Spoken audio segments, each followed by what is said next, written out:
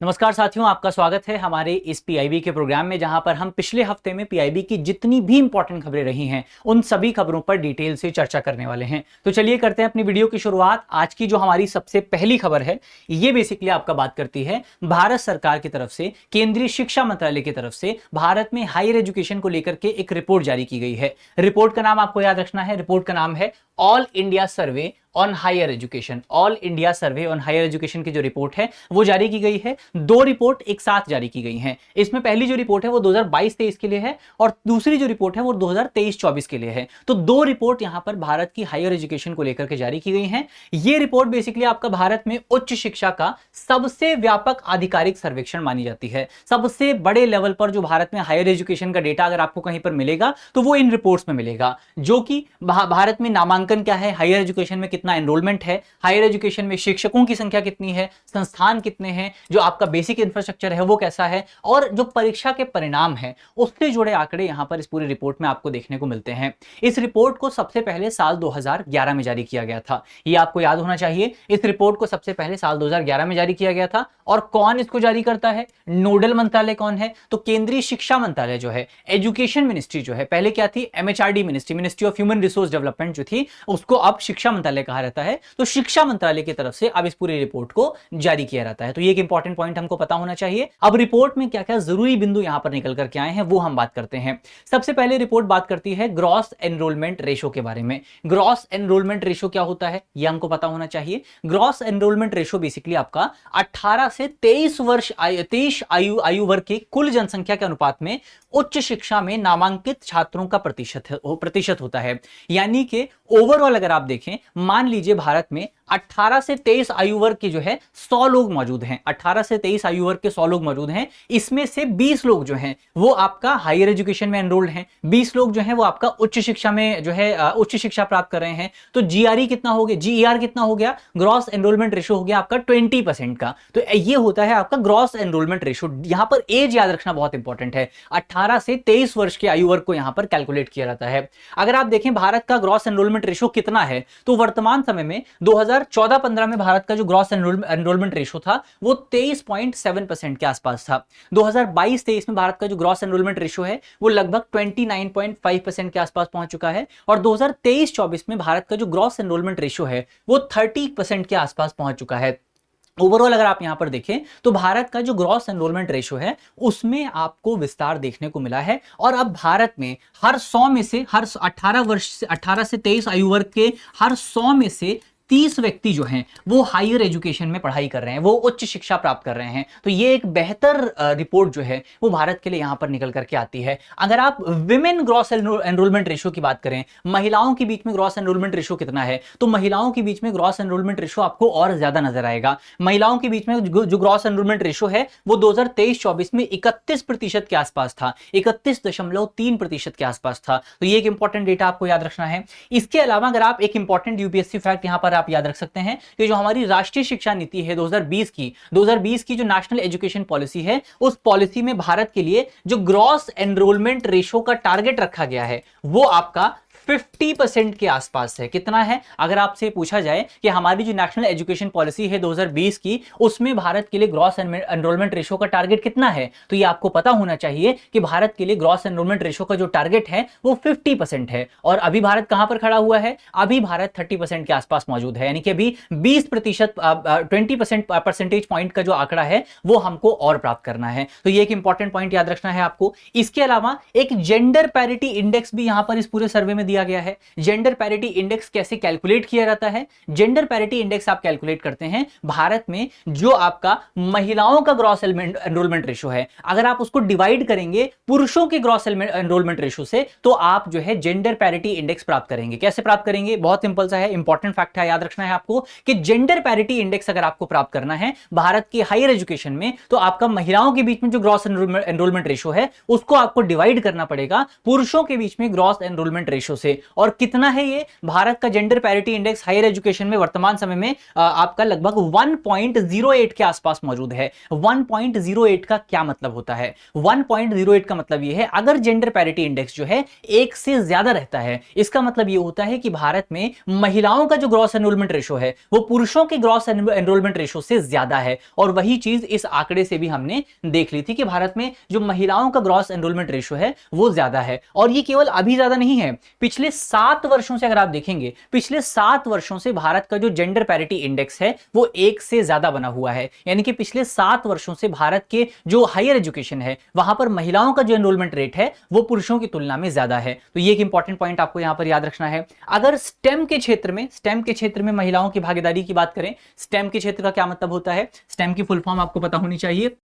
Stem की full form है आपका साइंस, टेक्नोलॉजी, इंजीनियरिंग और मैथमेटिक्स। कई बार इसको स्टेम में एक डबल एमबी कई बार शामिल किया जाता है जिसको मेडिसिन बोला जाता है। तो साइंस, टेक्नोलॉजी, इंजीनियरिंग, आपका मैथमेटिक्स और मेडिसिन या मेडिकल्स, तो ये जो आपके क्षेत्र हैं, जो विज्ञान से जुड़े हुए क्षेत्र हैं, इनमें महिलाओं की हिस्सेदारी अगर आप देखें तो ये लगभग आपका 2023-24 में 44% के आसपास है। यानी कि अगर आपके जो स्टेम क्षेत्र है वहां पर 100 लोग पढ़ाई कर रहे हैं तो उसमें से 44% महिलाएं हैं या 44 महिलाएं हैं और बाकी जो आपका 56 बचा है, 56 आपके पुरुष हैं। तो ये एक इंपॉर्टेंट पॉइंट यहां पर आपको याद रखना है।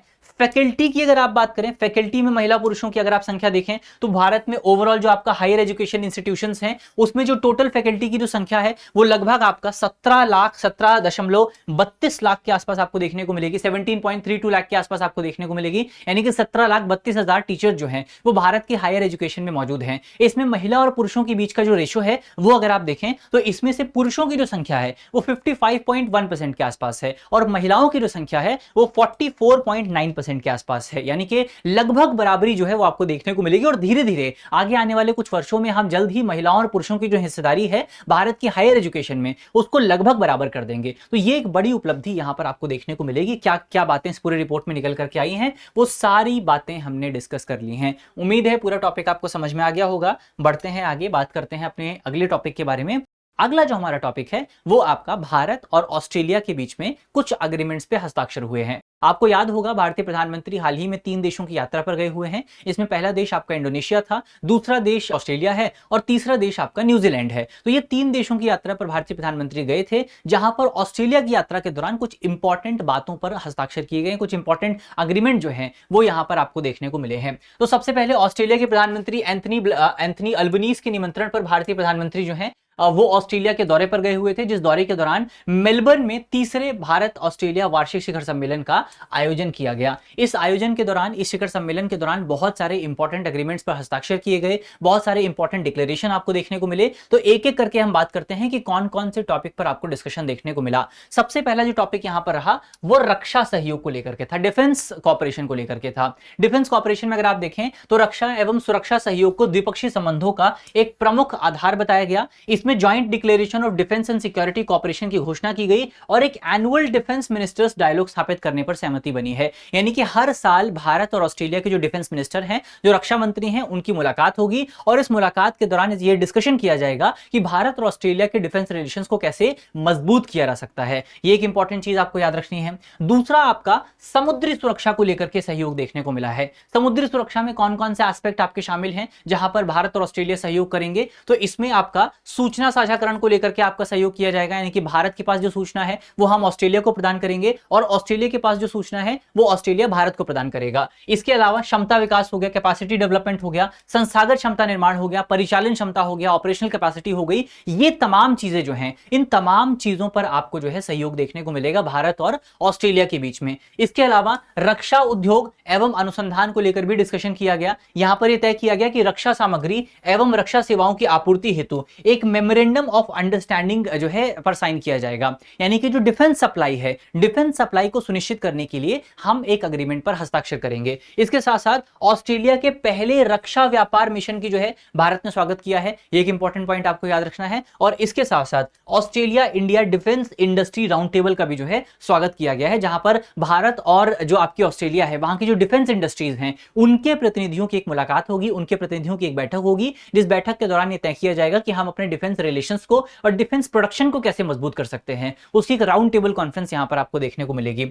इसके अलावा सैन्य शिक्षा को लेकर इंपॉर्टेंट एग्रीमेंट आपको देखने को मिला है। यह तय किया गया है कि 2028-29 तक एक भारतीय सैन्य प्रशिक्षक को ऑस्ट्रेलिया का जो डिफेंस कॉलेज है, जो ऑस्ट्रेलियन डिफेंस कॉलेज है, वहां पर तैनात किया जाएगा। तो ये एक इंपॉर्टेंट पॉइंट आपको याद रखना है। तो हमने देखा कि क्या क्या तय किया गया है, और भी कुछ चीजें हैं जो यहां पर हमको पता होनी चाहिए, जैसे व्यापार और निवेश को लेकर के बातचीत की गई है। इसमें आपका इंडिया ऑस्ट्रेलिया ईटीसीए जो है, ईटीसीए यानी कि economic and trade cooperation agreement, economic and trade cooperation agreement पर 2022 में हस्ताक्षर किए गए थे, जिसकी वजह से भारत और ऑस्ट्रेलिया का जो व्यापार है उसमें काफी ज्यादा विस्तार आपको देखने को मिला है। और अब ये जो ईटीसीए है इसको आपका सेसा यानी कि कॉम्प्रिहेंसिव इकोनॉमिक कॉपरेशन एग्रीमेंट के लेवल पर बढ़ाने की पर जो है बातचीत की जा रही है। इसके साथ साथ ये भी कोशिश की जा रही है कि अभी जो ईटीसीए है उसके माध्यम से हमने टैरिफ बाधाओं को तो हटा दिया है, लेकिन अभी भी व्यापार में बहुत सारी नॉन टैरिफ बैरियर्स जो हैं वो मौजूद हैं। तो इन नॉन टैरिफ बैरियर्स को दूर करना भी इंपॉर्टेंट है। तो उस पर भी यहां पर डिस्कशन जो है भारत और ऑस्ट्रेलिया के बीच में आपको देखने को मिला।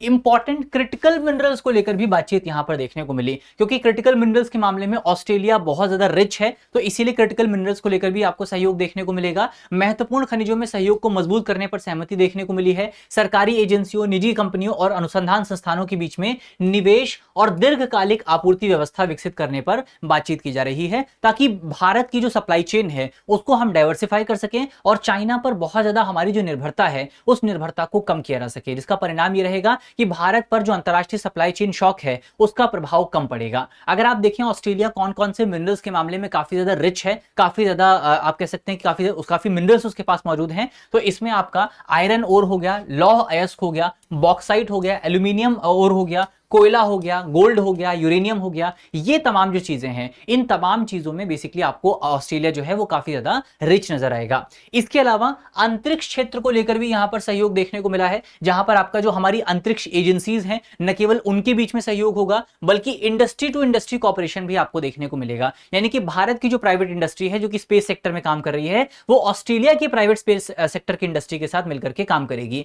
इसके अलावा इस पूरे एग्रीमेंट में एक और इंपॉर्टेंट डेवलपमेंट जो किया गया है, जो इंपॉर्टेंट बातचीत हुई है, वो ये हुआ है कि भारत का जो गगनयान मिशन है, भारत का एक बहुत ही फ्लैगशिप मिशन है गगनयान मिशन, जिस मिशन को ट्रैक करने के लिए ऑस्ट्रेलिया का जो कोको कीलिंग आइलैंड है, ऑस्ट्रेलिया का जो कोकोस कीलिंग आइलैंड है, उस आइलैंड पर एक टेम्पररी बेस जो है, इसरो का एक टेम्पररी बेस स्थापित किया जाएगा, जहां से हम अपने गगनयान मिशन को ट्रैक कर पाएंगे। ये एक बहुत बड़ा डेवलपमेंट आपको देखने को मिला है।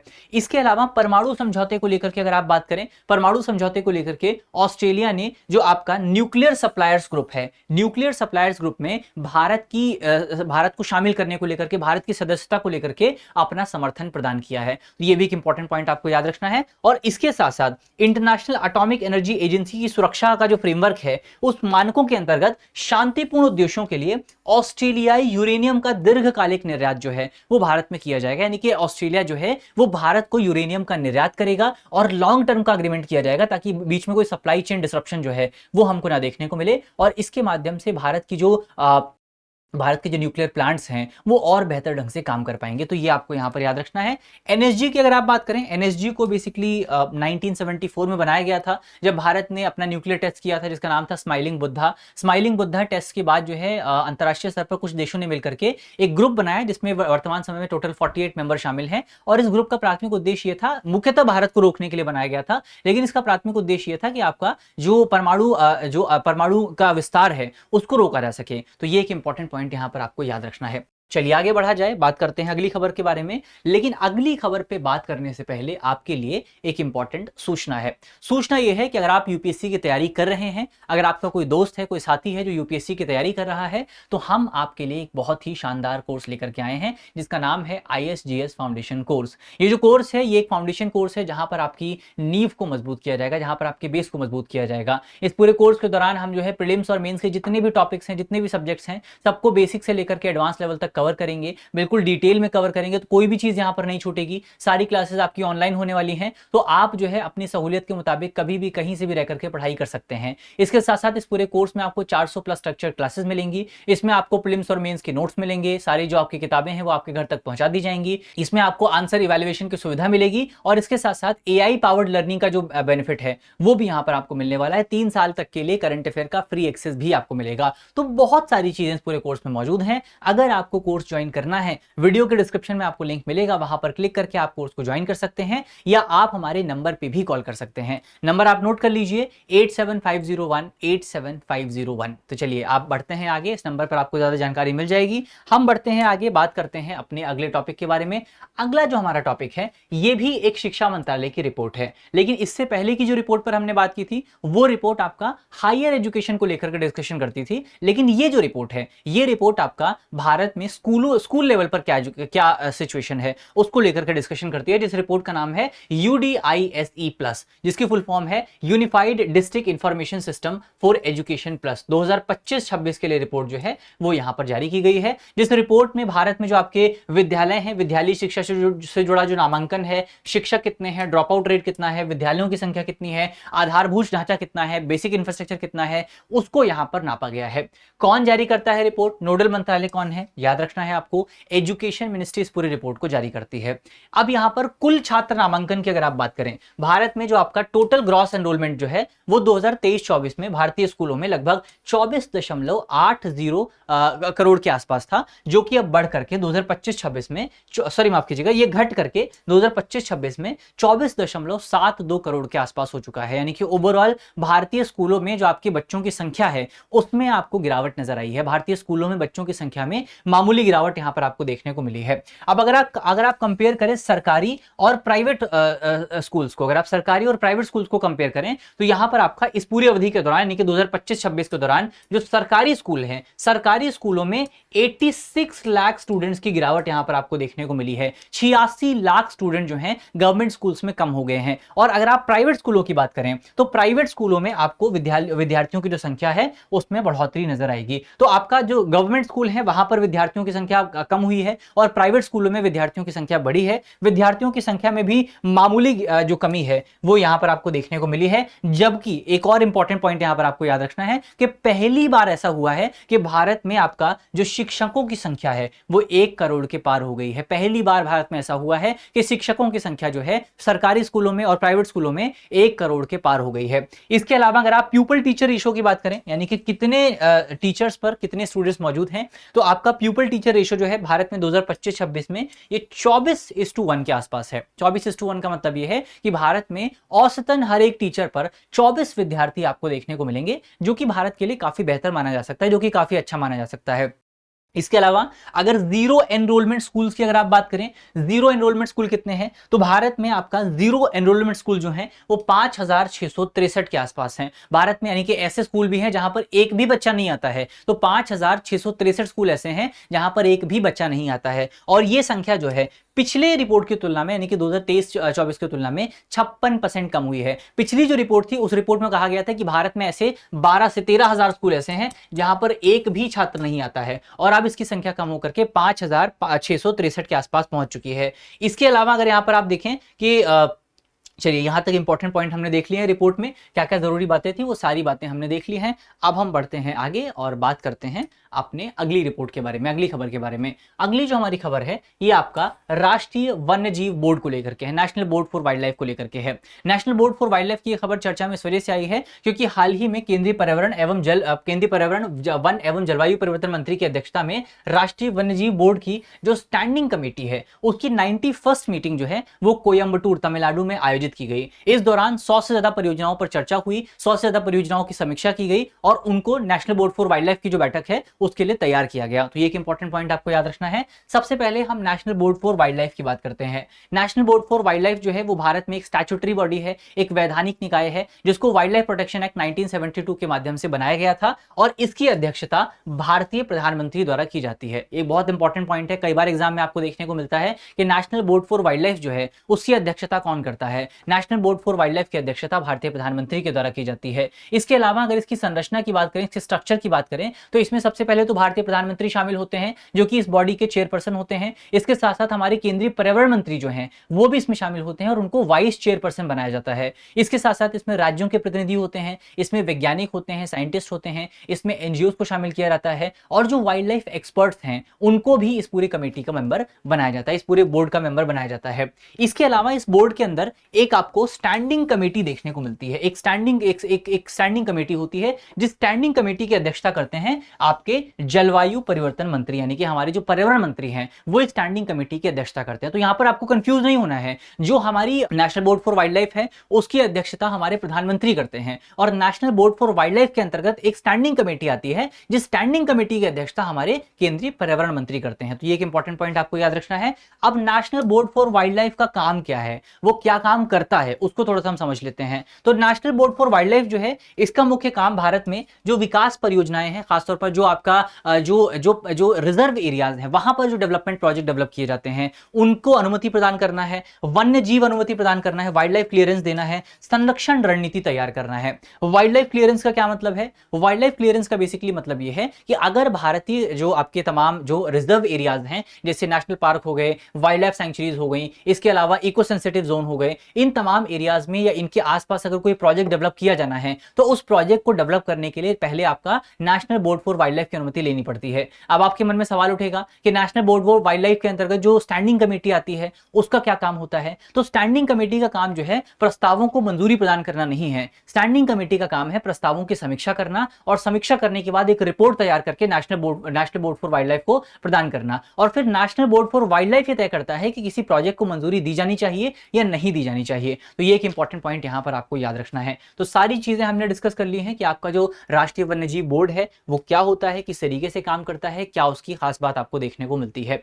चलिए आगे बढ़ते हैं, बात करते हैं अगले टॉपिक के बारे में। अगला जो हमारा टॉपिक है वो human wild life conflict portal और सेंटर ऑफ एक्सीलेंस को लेकर के है।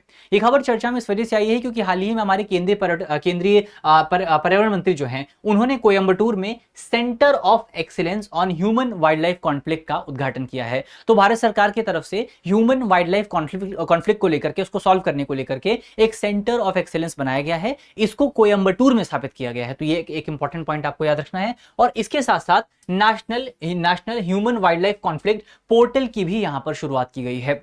अब सबसे पहले तो हमको यहां पर यह समझना पड़ेगा कि आपका जो मानव वन्यजीव संघर्ष है इसका मतलब क्या होता है, इसके अर्थ क्या होते हैं। मानव वन्यजीव संघर्ष की अगर आप बात करें तो ये वो स्थिति है जब मानव एवं वन्यजीवों के बीच में आपको संसाधन को लेकर के, आवास को लेकर के और क्षेत्र के उपयोग को लेकर के आपको टकराव देखने को मिलता है। तो संघर्ष क्या होता है, कॉन्फ्लिक्ट क्या होता है? इस संदर्भ में कॉन्फ्लिक्ट का मतलब यह है कि जब एक ही रिसोर्स पर दो लोग अपना दावा करते हैं। जैसे एक ही क्षेत्र है, वो क्षेत्र आपका इंसानों के लिए भी चाहिए क्योंकि वहां पर अर्बनाइजेशन, वहां पर आपका जो एरिया है वो लगातार, जो जनसंख्या है वो लगातार बढ़ रही है, अर्बनाइजेशन बढ़ रहा है, तो वही क्षेत्र इंसानों के लिए भी चाहिए, लेकिन जानवरों के रहने के लिए भी जगह चाहिए होती है, जानवरों को भी रहने के लिए जगह चाहिए। तो जब ये एक ही क्षेत्र पर दो लोग दावा करते हैं तो इसके बीच में आपको कॉन्फ्लिक्ट देखने को मिलता है। इसी को ही ह्यूमन वाइल्ड लाइफ कॉन्फ्लिक्ट कहा जाता है, जिससे दोनों पक्षों को जान माल का आर्थिक नुकसान हो सकता है। तो कई बार जो है जानवरों की मृत्यु हो जाती है, कई बार इंसानों की मृत्यु हो जाती है, कई बार इंसानों के जो आपके रिसोर्सेज हैं वो भी यहां पर बर्बाद हो जाते हैं। तो ये एक इंपॉर्टेंट पॉइंट आपको याद रखना है। संघर्ष बढ़ने के कारण अगर आप देखें पिछले कुछ सालों में आपका भारत के बहुत सारे क्षेत्र हैं जहां पर आपको बहुत ज्यादा ह्यूमन वाइल्ड लाइफ कॉन्फ्लिक्ट देखने को मिल रहा है। तो इसके पीछे के क्या कारण हो सकते हैं? संभावित कारणों की अगर आप बात करें तो इसमें कारण है आपका कि भारत में जो आपका वन है, वनों का क्षरण हो रहा है, जो आपका जानवरों का आवास है, आवास का विखंडन हो रहा है, लगातार फ्रेगमेंटेशन हो रहा है, लगातार जानवरों का आवास कम होता जा रहा है। भारत में शहरीकरण और जो आधारभूत अवसंरचना है उसका विकास हो रहा है। जंगलों के बीच से हम सड़कें निकाल रहे हैं, जंगलों के बीच से हम हाईवे निकाल रहे हैं, जिसकी वजह से जंगलों को काटा जा रहा है। इसके साथ साथ अगर आप देखें भारत में आपका इंसानों की जरूरतें बढ़ती जा रही हैं, इंसानी आबादी बढ़ती जा रही है, जिस आबादी की जरूरतों को पूरा करने के लिए, खाने की जरूरत को पूरा करने के लिए हमको जो है कृषि का विस्तार करना पड़ रहा है। और कृषि का विस्तार आप करेंगे जंगल की भूमि में, तो एक ये भी इंपैक्ट आपको देखने को मिलेगा। जो आपके वन्यजीव गलियारे हैं, वाइल्ड लाइफ कॉरिडोर्स हैं, उनमें आपको अतिक्रमण देखने को मिल रहा है, जलवायु परिवर्तन हो रहा है, मानव आबादी का लगातार विस्तार हो रहा है। तो ये तमाम फैक्टर्स हैं जिन तमाम फैक्टर्स की वजह से भारत में आपको ह्यूमन एनिमल कॉन्फ्लिक्ट देखने को मिलते हैं और लगातार इन कॉन्फ्लिक्ट्स में बढ़ोतरी हो रही है। इसके अलावा ये जो सेंटर ऑफ एक्सीलेंस है, अब इस पर बात करते हैं कि जो centre of excellence on human animal conflict स्थापित किया गया है कोयंबटूर में, उसका काम क्या होगा, वो क्या काम करेगा? तो ये जो सेंटर ऑफ एक्सीलेंस है, ये सेंटर ऑफ एक्सीलेंस आपका wild life institute of India का जो ऑफिस है वहां पर स्थापित किया, जो इंस्टीट्यूशन है, जो आपका प्रेमिसेस है वहां पर स्थापित किया गया है। और इसका काम क्या होगा? इसका काम है मानव वन्यजीव संघर्ष पर अनुसंधान करना, नीति निर्माण में सहायता प्रदान करना, क्षमता विकास करना और नवीनतम तकनीकों को डेवलप करना, यानी कि जो नई तकनीक है, जिस तकनीक के माध्यम से हम ह्यूमन एनिमल कॉन्फ्लिक्ट को रोक सकते हैं, उसको डेवलप करने का काम जो है वो यहां पर आपका इस पूरे सेंटर ऑफ एक्सीलेंस द्वारा किया जाएगा। एक पोर्टल भी स्थापित किया गया है, human animal conflict, national human animal conflict portal स्थापित किया गया है। इस पोर्टल का मुख्य काम क्या है? इस पोर्टल का मुख्य काम है कि भारत भर में आपका जो भी इवेंट, जो भी घटनाएं आपको ह्यूमन एनिमल कॉन्फ्लिक्ट को लेकर के देखने को मिलती हैं, उन घटनाओं का डिजिटलीकरण करना, उन घटनाओं को डिजिटल माध्यम से जो है एक जगह पर लेकर के आना, ताकि डेटा का बेहतर विश्लेषण किया जा सके और इस बेहतर विश्लेषण के माध्यम से हम बेहतर रिजल्ट निकाल करके इस पूरे कॉन्फ्लिक्ट को रोक सकें। तो ये एक इंपॉर्टेंट पॉइंट आपको याद रखना है कि जो सेंटर ऑफ एक्सीलेंस से काम क्या करेगा और जो पोर्टल है वो पोर्टल क्या काम करेगा। चलिए अब हम यहां से बढ़ते हैं आगे, बात करते हैं अगले टॉपिक के बारे में। अगला जो हमारा टॉपिक है ये Pinaka long range guided rocket को लेकर के है।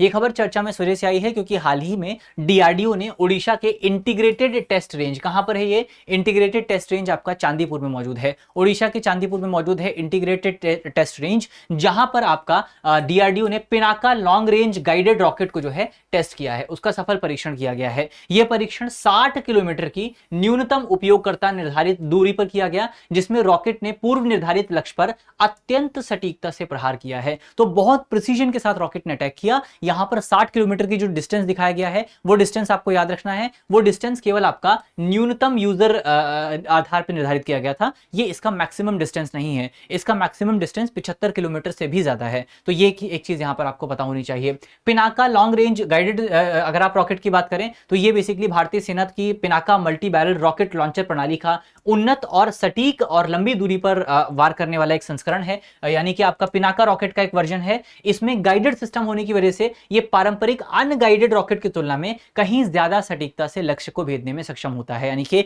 इसमें क्या करते हैं हम, जो अनगाइडेड सिस्टम होता है उसका सबसे बड़ा नुकसान क्या है कि एक बार अगर आप अनगाइडेड सिस्टम को लॉन्च कर देते हैं तो उसको फिर गाइड करना, उसको संदेश भेजना या उसकी जगह को चेंज करना बहुत मुश्किल होता है, आप उसको चेंज नहीं कर सकते हैं। लेकिन ये जो गाइडेड सिस्टम है, गाइडेड सिस्टम का सबसे बड़ा बेनिफिट ये है कि एक बार अगर आप रॉकेट को लॉन्च कर भी दें तो उसके बाद जो है आप रॉकेट को संदेश भेज करके उसकी जगह को, उसके अटैक को, उसका जो स्थान है उसको चेंज कर सकते हैं। ये सबसे बड़ा बेनिफिट यहां पर आपको देखने को मिलता है। तो और आप और सटीकता से जो है, और सटीकता से आप जो है रॉकेट के माध्यम से निशाना लगा सकते हैं।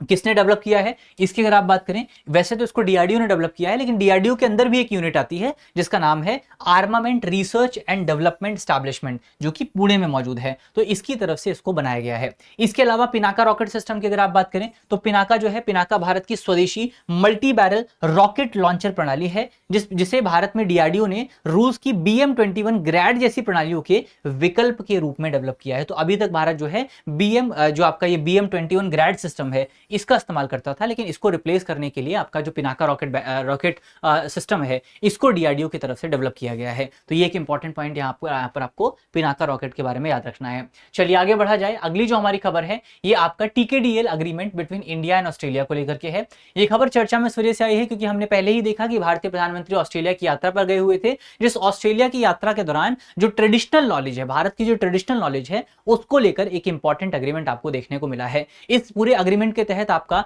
CSIR यानी कि council of scientific and industrial research की तरफ से IP ऑस्ट्रेलिया ऑस्ट्रेलिया की एक सार्वजनिक इकाई है, ऑस्ट्रेलिया का एक गवर्नमेंट डिपार्टमेंट है जो कि पेटेंट देता है। तो इन दोनों के बीच में CSIR और IP ऑस्ट्रेलिया के बीच में ये अग्रीमेंट जो है, ये एक्सेस अग्रीमेंट जो है वो आपको देखने को मिला है। किसकी एक्सेस मिलेगी? यहां पर एक्सेस मिलेगी आपका जो है ट्रेडिशनल नॉलेज डिजिटल लाइब्रेरी की एक्सेस का जो अग्रीमेंट है वो यहां पर किया गया है। इसके तहत IP ऑस्ट्रेलिया को भारत के TKDL डेटाबेस तक पहुंच मिलेगी, जिससे पेटेंट परीक्षण के दौरान भारतीय पारंपरिक ज्ञान पर गलत पेटेंट को रोका जा सकेगा। TKDL की अगर आप बात करें, TKDL को भारत सरकार द्वारा 2001 में लॉन्च किया गया था, जिसका प्राथमिक उद्देश्य ये एक प्रकार का डेटाबेस है, ये एक प्रकार का डेटाबेस है जिसका उद्देश्य भारतीय पारंपरिक ज्ञान को बायोपायरेसी और गलत पेटेंट यानी रॉन्गफुल पेटेंटिंग से बचाना है। 2001 में इसको लॉन्च किया गया था। और किसने बनाया है इसको? CSIR यानी कि council of scientific and industrial research की तरफ से इसको बनाया गया है। नोडल मंत्रालय कौन है? तो आयुष मंत्रालय इसकी नोडल मंत्रालय के तौर पर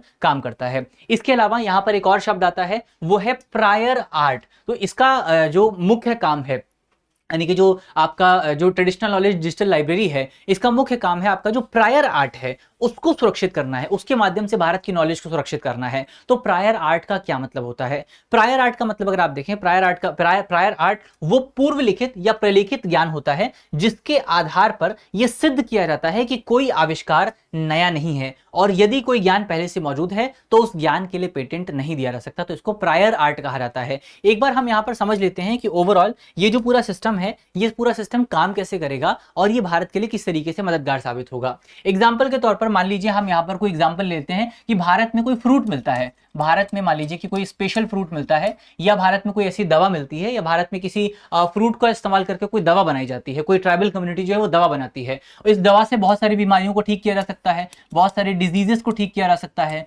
और ऑस्ट्रेलिया की कंपनी है जिस कंपनी को इसके बारे में पता लग जाता है, जिस कंपनी को इसके बारे में पता लग जाता है। तो अभी जो ऑस्ट्रेलिया की कंपनी है, ये कंपनी क्या करती है, भारत में आती है, इस मेथड को लेती है और इसके माध्यम से एक कमर्शियल दवाई बना देती है, एक दवाई बना देती है, एक कमर्शियल दवाई बना देती है जिसको बाजार में बेच करके पैसा कमाया जाता है। अब पैसा कमाने के लिए इनको पेटेंट लेना पड़ेगा, पेटेंट लेने के लिए इनको पेटेंट ऑफिस जाना पड़ेगा। ऑस्ट्रेलिया के पेटेंट ऑफिस का नाम क्या है?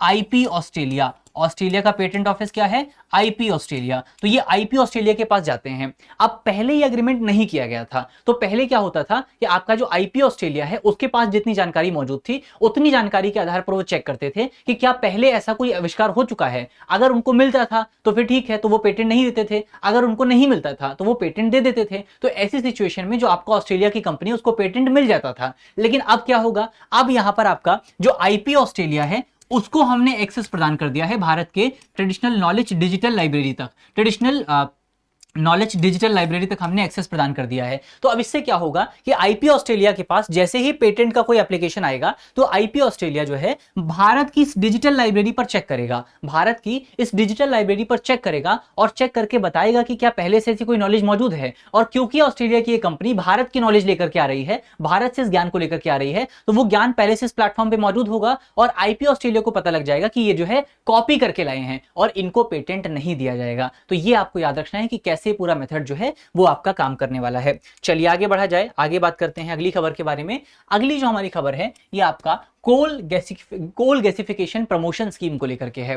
जिस स्कीम का जो टोटल आउटले है वो लगभग 37,500 करोड़ रुपए के आसपास है। तो कोयला मंत्रालय ने सरफेस कोल या लिग्नाइट कोल गैसिफिकेशन प्रोजेक्ट को बढ़ावा देने हेतु 37,500 करोड़ की वित्तीय सहायता वाली योजना के अंतर्गत आवेदन जो है वो आमंत्रित किए हैं। तो ये योजना बहुत पुरानी है, ये योजना पहले से सरकार शुरू कर चुकी है, अब इसके तहत एप्लीकेशन जो है वो सरकार ने मंगाए हैं। तो यहां पर अगर आप देखें, यहां पर कोल गैसिफिकेशन पर ध्यान दिया जाएगा, कोल गैसिफिकेशन पर ध्यान दिया जाएगा। तो कोल गैसिफिकेशन क्या होता है इसके बारे में सबसे पहले हमको पता होना चाहिए। कोल गैसिफिकेशन अगर आप देखें, ये एक प्रकार की प्रक्रिया है, एक प्रकार का प्रोसेस है जिसमें कोयला या लिग्नाइट को नियंत्रित मात्रा में, कोयला या लिग्नाइट को नियंत्रित मात्रा में ऑक्सीजन सप्लाई किया जाता है, भाप सप्लाई की जाती है, जो हीट जो आपका भाप है वो सप्लाई की जाती है और ऊष्मा सप्लाई की जाती है, और इसके माध्यम से जो आपका कोयला है उसको जला करके सिंथेटिक गैस में कन्वर्ट किया जाता है। ये एक इंपॉर्टेंट पॉइंट आपको याद रखना है कि आपका जो कोयला है, लिग्नाइट कोयला जो है, उसको हम लिमिटेड मात्रा में ऑक्सीजन,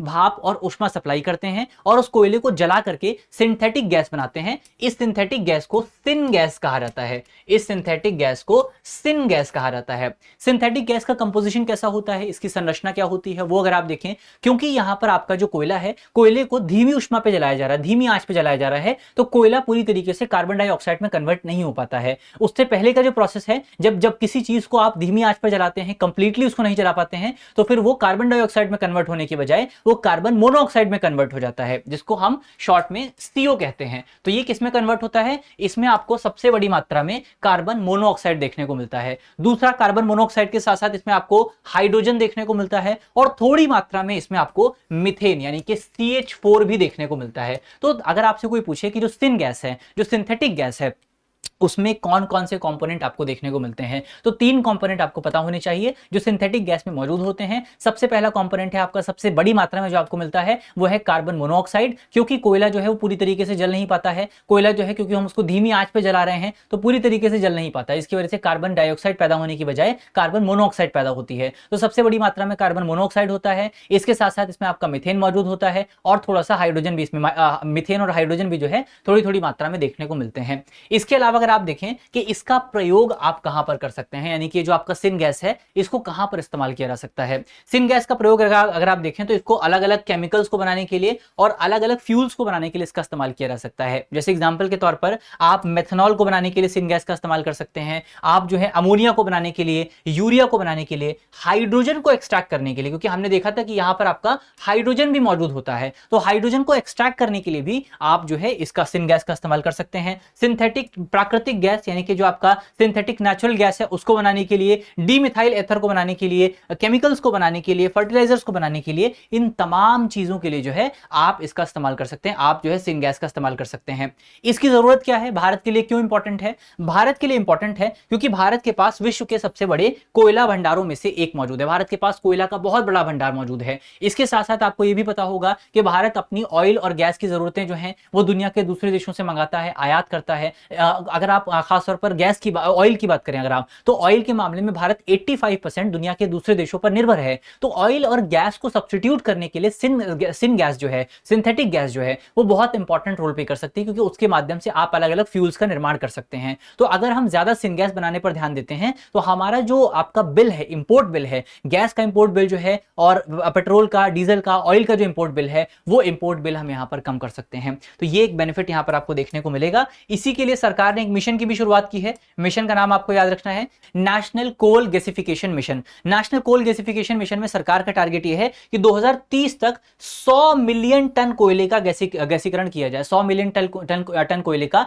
गैसिफिकेशन किया जाए। तो ये एक इंपॉर्टेंट पॉइंट यहां पर आपको याद रखना है। तो जितनी भी इंपॉर्टेंट बातें थी, जितने भी जरूरी पॉइंट थे, वो सारे पॉइंट यहां पर हमने डिस्कस कर लिए हैं। चलिए आगे बढ़ा जाए। अगला जो हमारा टॉपिक है ये प्रोजेक्ट 17A और INS महेंद्रगिरी को लेकर के है। ये खबर चर्चा में इस वजह से आई है क्योंकि हाल ही में भारतीय सेना ने जो है विशाखापट्टनम में INS महेंद्रगिरी F-38 को अपने बेड़े में कमीशन कर लिया है। अपना जो पूरा उनका बेड़ा है उसमें कमीशन कर लिया गया है। यह प्रोजेक्ट 17A के तहत निर्मित छठी स्वदेशी स्टिल्थ फ्रिगेट है और भारत की आत्मनिर्भर क्षमता को दर्शाती है, क्योंकि यहां पर आपका इस फ्रिगेट को जो बनाया गया है इसमें 75% इंडियन कंटेंट का इस्तेमाल किया गया है। किसने बनाया है इसको, उसका नाम हमको पता होना चाहिए। कंपनी का नाम है आपका Mazagon Dock Shipbuilders Limited की तरफ से इसको बनाया गया है। मुंबई में इनका ऑफिस मौजूद है और 75% स्वदेशी कंटेंट जो है यहां पर इस्तेमाल हुआ है। इसको डिजाइन किसने किया है? इसको डिजाइन किया गया है जैसा कि भारतीय नौसेना की जो भी तमाम आपकी वॉरशिप्स होती हैं, फ्रिगेट्स होती हैं, ये जो भी उपकरण हैं उन सबको डिजाइन किया जाता है Indian navy worship design bureau की तरफ से। तो इसको भी Indian navy worship design bureau ने ही डिजाइन किया है। इसके अलावा प्रोजेक्ट 17A यहां पर चर्चा में आया था, उसकी एक बार हम बात कर लेते हैं। प्रोजेक्ट 17A क्या है? प्रोजेक्ट 17A अगर आप देखें तो ये भारतीय नौसेना का next generation stealth guided missile frigate कार्यक्रम है। ये प्रोजेक्ट 17 जो आप प्रोजेक्ट 17 था, इसका जो पूर्ववर्ती प्रोजेक्ट था जिसमें शिवालिका श्रेणी के फ्रिगेट्स बनाए गए थे, उसका उन्नत संस्करण यहां पर माना जाता है। इसके फीचर्स अगर आप देखें प्रोजेक्ट 17A में क्या क्या किया जाएगा, इसमें स्टेल्थ टेक्निक आपको देखने को मिलेगी। स्टेल्थ टेक्निक का क्या मतलब होता है? स्टेल्थ टेक्निक का मतलब यह है कि यहां पर आपका जो भी आपका फ्रिगेट है या जो भी जहाज है जिसमें स्टेल्थ टेक्निक लगी होती है वो रडार से बचने में सक्षम होता है। तो अधिकांशतः रडार से बचाने के लिए जो है स्टेल्थ टेक्निक का इस्तेमाल किया जाता है। तो ये जो फ्रिगेट है इसमें स्टेल्थ टेक्निक का इस्तेमाल हुआ है, यानी ये रडार से आसानी से बच सकता है। इसके अलावा यहां पर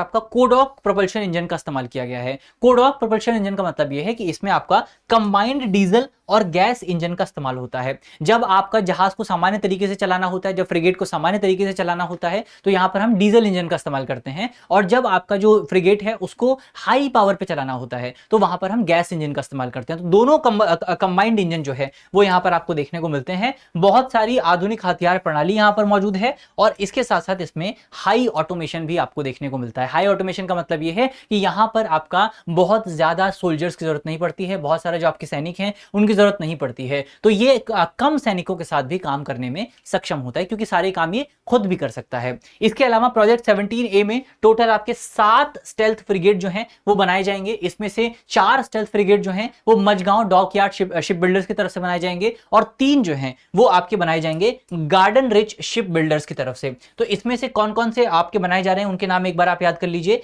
एक है आपका नीलगिरी, हिमगिरी, उदयागिरी और महेंद्रगिरी। नीलगिरी, हिमगिरी, उदयागिरी और महेंद्रगिरी होगी ये बनाई जाएंगी आपकी मझगांव डॉकयार्ड लिमिटेड की तरफ से, और आपका जो बाकी 3 जो बसते हैं जिसमें आपका दूनागिरी है, तारागिरी है और विंध्यागिरी है, ये बनाए जाएंगे गार्डन रिच शिप बिल्डर्स की तरफ से। तो ये नाम यहां पर आपको कम से कम आपको याद रखने हैं, कौन बना रहा है वो इंपॉर्टेंट नहीं है, नाम आपको कम से कम याद रखने हैं। चलिए यहां से बढ़ा जाए, आगे बात करते हैं अगले टॉपिक के बारे में।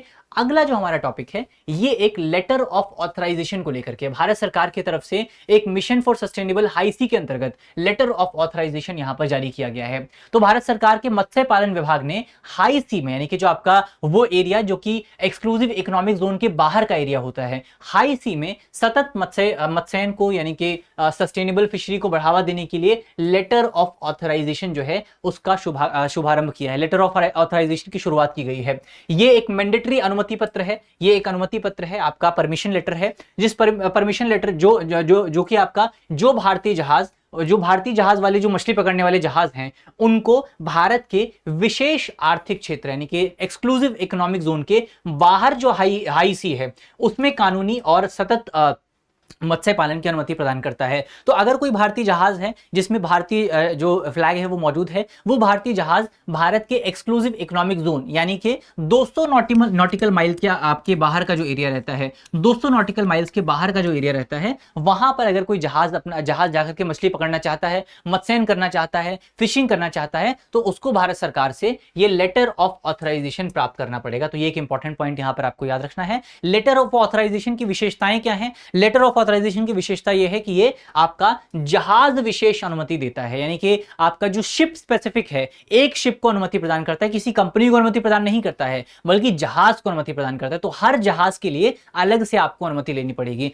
शिप स्पेसिफिक अनुमति होती है, इसको आप ट्रांसफर नहीं कर सकते हैं। यानी कि मान लीजिए एक जहाज के लिए आपने अनुमति ली तो आप उसको दूसरे जहाज को ट्रांसफर नहीं कर सकते हैं, दूसरे जहाज को अलग से अनुमति जो है प्राप्त करनी पड़ेगी। पूरी प्रक्रिया आपका ऑनलाइन है, पूरी प्रक्रिया पारदर्शी है। इसके साथ साथ यहां पर आपका ये जो लेटर ऑफ ऑथराइजेशन है इसको real craft fishing vessel registration portal के साथ भी जो है इंटीग्रेट किया गया है। रियल टाइम आवेदन ट्रैकिंग आप यहां पर कर सकते हैं, न्यूनतम शुल्क आपका लगेगा और समयबद्ध आपको अनुमति प्राप्त हो जाएगी, सही समय पर आपको जो है अनुमति प्राप्त हो जाएगी। तो ये एक हमने देखा लेटर ऑफ ऑथराइजेशन क्या है, उसके क्या फीचर्स हैं वो भी हमने देख लिए हैं। अब यहां पर हाई सी क्या होता है उसके बारे में हमको पता होना चाहिए। हाई सी क्या होता है? हमने देखा कि 200 नॉटिकल माइल से आगे का जो एरिया है उसको हाई सी कहा जाता है। तो एक्सक्लूसिव इकोनॉमिक जोन के बाहर का जो एरिया होता है, यानी कि 200 नॉटिकल माइल के बाहर का जो एरिया होता है उसको हाई सी कहा जाता है। हाई सी में किसी एक देश का कानून लागू नहीं होता है। हाई सी जो है वो कॉमन हेरिटेज मानी जाती है, यानी हर देश की, हर नागरिक की, हर एक व्यक्ति की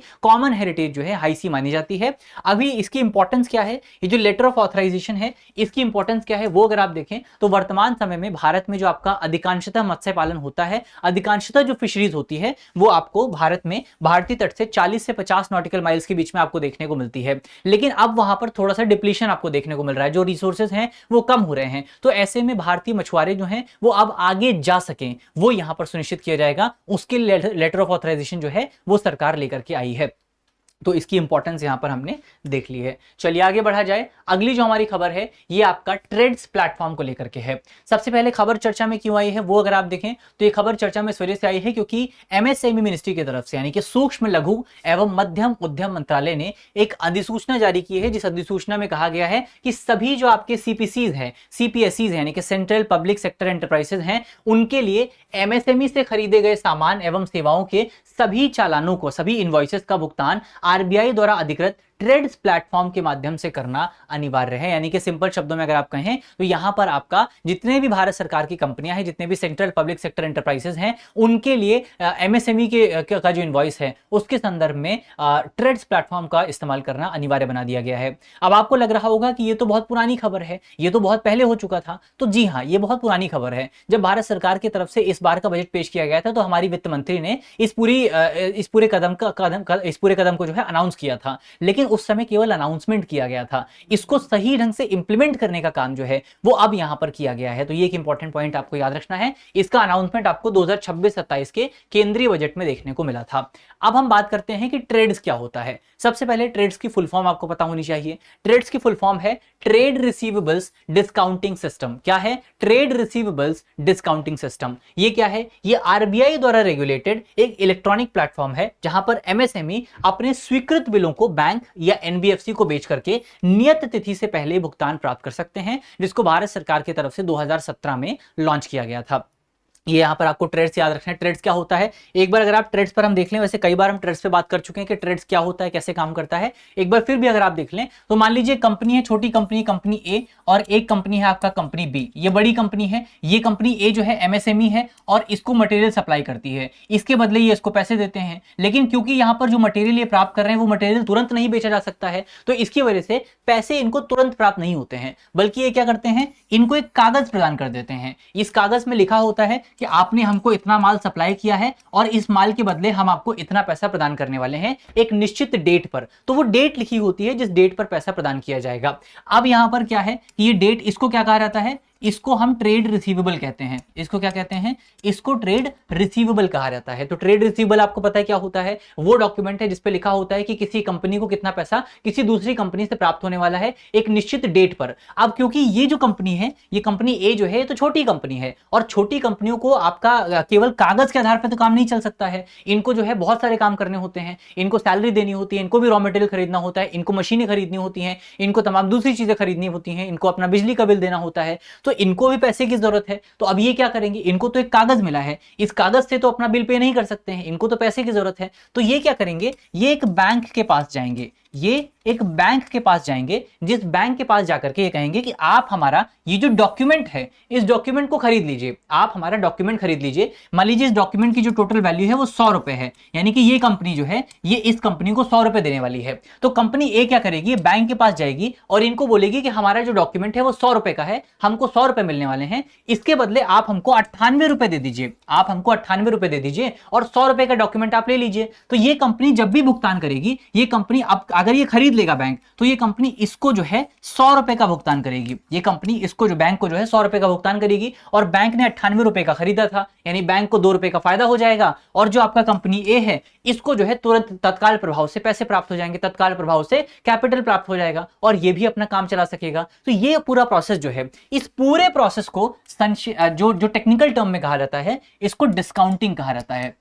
क्या कहा जाता है, इस पूरे प्रोसेस को टेक्निकल टर्म्स में डिस्काउंटिंग कहा जाता है। तो डिस्काउंटिंग हमने देखा क्या होता है। अब ये जो पूरा काम है, ये पूरा काम कहीं तो होगा, या तो ये काम फिजिकल होगा या ये काम ऑनलाइन होगा। तो ये काम जब ऑनलाइन होता है, जिस प्लेटफॉर्म पर होता है, उस प्लेटफॉर्म को ट्रेड्स कहा जाता है। क्या कहा जाता है, ये काम जिस प्लेटफॉर्म पर ऑनलाइन होता है उस प्लेटफॉर्म को ट्रेड्स कहा जाता है। जिस प्लेटफॉर्म को रेगुलेट करने का काम आरबीआई करता है। कौन करता है, इस प्लेटफॉर्म को रेगुलेट करने का काम आरबीआई करता है। ये प्लेटफॉर्म ट्रेड्स जो है वो बेसिकली आपका एक जनरल नाम है। ट्रेड्स एक जनरल नाम है, बहुत सारी कंपनियों को आरबीआई की तरफ से ट्रेड्स के काम करने की अनुमति दी गई है। कौन कौन सी कंपनियां हैं उन पर अभी हम आगे बात करेंगे। तो उम्मीद है अब आपको समझ में आ गया होगा कि ट्रेड्स क्या होता है, ट्रेड्स किस तरीके से काम करता है। 2017 में इसकी शुरुआत हुई थी।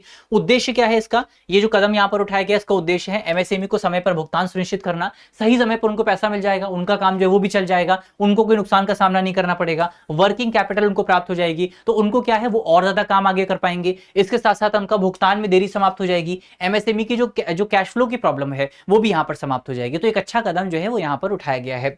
आरबीआई की तरफ से हमने देखा था, आरबीआई की तरफ से आपका 5 प्लेटफॉर्म्स को वर्तमान समय में ट्रेड्स के रूप में काम करने की अनुमति प्रदान की गई है। इनके नाम आप चाहें तो याद रख सकते हैं, नहीं चाहें तो नहीं याद रख सकते, क्योंकि ये नहीं पूछा जाएगा। कौन कौन से आपका, एक तो रेक्सिल है, एक M1 एक्सचेंज है, एक आपका इनवॉइस मार्ट है, एक C2 ट्रेड्स है और एक DTX है। ये 5 कंपनियां हैं, जिन 5 कंपनियां जो 5 कंपनियां 5 प्लेटफॉर्म जो है भारत में ट्रेड्स के रूप में काम करते हैं। इसके अलावा अगर भारत में ट्रेड्स की प्रगति की बात करें तो ओवरऑल आरबीआई के जो आंकड़े हैं वो आंकड़े बताते हैं कि भारत में अगर रीसेंट आंकड़े अगर आप देखें 2025-26 में, 2025-26 के आंकड़े बताते हैं कि भारत में ट्रेड प्लेटफॉर्म्स के माध्यम से अब तक टोटल आपका 3.7 लाख करोड़ रुपए के जो इनवॉइसेस हैं उनकी डिस्काउंटिंग की गई है। देखिए कितना बड़ा अमाउंट है, 3.7 लाख करोड़ रुपए जो है आपके, इतने जो आपके बिल्स हैं उनकी डिस्काउंटिंग की गई है। जबकि अगर आप इसको कंपेयर कंपेयर करें 2021-22 से, तो 2021-22 की तुलना में आपका 8.7 गुना वृद्धि यहां पर आपको देखने को मिली। 8 टाइम्स, 800% की ग्रोथ जो है, 870% की ग्रोथ जो है वो यहां पर आपको देखने को मिली है। तो ये एक इंपॉर्टेंट पॉइंट आपको ट्रेड्स प्लेटफॉर्म के बारे में याद रखना है। बढ़ते हैं आगे, बात करते हैं अपने अगले टॉपिक के बारे में। अगला जो हमारा टॉपिक है ये नेशनल वाटर्स अवार्ड को लेकर के है। नेशनल वाटर अवार्ड 2026 जो है इस बार दिया जाने वाला है, जिसको लेकर के आपके जो आमंत्रण है, जो आपके आवेदन है, उनको आमंत्रित कर दिया गया है। राष्ट्रीय जल पुरस्कार अगर आप देखें, राष्ट्रीय जल पुरस्कारों की शुरुआत 2018 में की गई थी और ये इसका छठा संस्करण यहां पर होने वाला है। 6th वर्जन जो है वो यहां पर आपको देखने को मिलेगा। इसका उद्देश्य जल संरक्षण को प्रोत्साहित करना, जल प्रबंधन में उत्कृष्ट कार्यों को सम्मानित करना, जन भागीदारी को बढ़ावा देना और जल समृद्ध भारत का लक्ष्य जो है उसको प्राप्त करना है। ये हमने देखा था कि इस बार जो है छठा संस्करण आपको देखने को मिलेगा। अब यहां पर एक सवाल और उठता है कि कौन कौन आमंत्रण दे सकता है, कौन कौन जो है आपका एप्लीकेशन दे सकता है, आवेदन दे सकता है। तो इसमें आपको याद रखना है कि कोई इंडिविजुअल यानी कि आप और मैं अपना नाम जो है आवेदक के तौर पर नहीं दे सकते हैं। इसमें कौन कौन दे सकता है? राज्य सरकारें दे सकती हैं, केंद्र सरकार दे सकती है, कोई आपका जो जिला है, जिला प्रशासन है वो दे सकता है, कोई अर्बन लोकल बॉडी है वो दे सकती है, बांध निर्माण परियोजना जो एजेंसी है, बांध निर्माण एजेंसी जो है वो दे सकती है, कोई उद्योग दे सकता है, कोई कंपनी दे सकती है, कोई CSR संस्था दे सकती है, कोई इंडिविजुअल अपना नाम नहीं दे सकता है। तो ये अवार्ड जो है किसी एक व्यक्ति को नहीं दिया जाता है बल्कि एक संस्था को दिया जाता है, ये आपको याद रखना है। इसके अलावा आपका जो ये अब तक जो है 6 दिए जा सकते, माफ एक इंपॉर्टेंट पॉइंट आप करेक्ट कर लीजिएगा, अब तक 6 दिए जा चुके हैं, ये 7वां होने वाला है। तो 7वां संस्करण जो है इसकी जो थीम है आपको याद रखना है डैम सेफ्टी है। क्या है? 7वां संस्करण जो है उसकी थीम क्या है? उसकी थीम है डैम सेफ्टी। इसके अलावा यहां पर एक मिशन चर्चा में आया है जो है जल संचय जन भागीदारी अभियान। जल संचय जन भागीदारी अभियान क्या है इसकी अगर आप बात करें तो ये एक जन अभियान है, एक पीपल सेंट्रिक इनिशिएटिव है जिसका उद्देश्य है भारत में जल संरक्षण को बढ़ावा देना, जल संरक्षण में सामुदायिक भागीदारी को बढ़ावा देना, वर्षा जल का संचयन करना, जलाशयों का पुनर्जीवन करना और स्थानीय जल स्रोतों का संरक्षण करना। तो इसके लिए भारत सरकार की तरफ से जल संचय जन भागीदारी अभियान की शुरुआत की गई है। तो ये कुछ इंपॉर्टेंट पॉइंट यहां पर हमने देख लिए हैं। चलिए अब यहां पर हमारा जो टॉपिक है वो होता है समाप्त। अंत में आपके लिए एक करंट अफेयर का सवाल है जिसका जवाब आपको कमेंट बॉक्स में देना है। सवाल बहुत सिंपल सा है, आपसे पूछा गया है कि कोल गैसीकरण में कोयले को नियंत्रित मात्रा में ऑक्सीजन एवं भाप की सहायता से सिंथेटिक गैस में परिवर्तित किया जाता है। दूसरा हमारा स्टेटमेंट है सिंथेटिक गैस का उपयोग मेथनॉल, अमोनिया और हाइड्रोजन जैसे उत्पादों के निर्माण में किया जा सकता है। इनमें से कौन सा स्टेटमेंट ठीक है, कौन सा स्टेटमेंट सही है, वो आपको जल्दी से कमेंट बॉक्स में बताना है। और इसी नोट के साथ करते हैं आज की अपनी वीडियो को हम समाप्त। मुझे उम्मीद है कि इस वीडियो में हमने जो भी इंपॉर्टेंट पॉइंट डिस्कस किए हैं वो सारे पॉइंट आपको समझ में आए होंगे। अगर आपको वीडियो अच्छी लगी है तो वीडियो को लाइक कीजिएगा, वीडियो को शेयर कीजिएगा अपने दोस्तों के साथ, अपने साथियों के साथ। और अगर आप हमारे चैनल पर नए हैं तो चैनल को सब्सक्राइब करना बिल्कुल मत भूलिएगा। मिलते हैं आपसे अगली वीडियो में, तब तक के लिए अपना ख्याल रखिए, ध्यान रखिए, पढ़ते रहिए। धन्यवाद। अब एग्जाम की तैयारी को और बेहतर करने के लिए हमारे चैनल को लाइक, शेयर और सब्सक्राइब करना ना भूलें।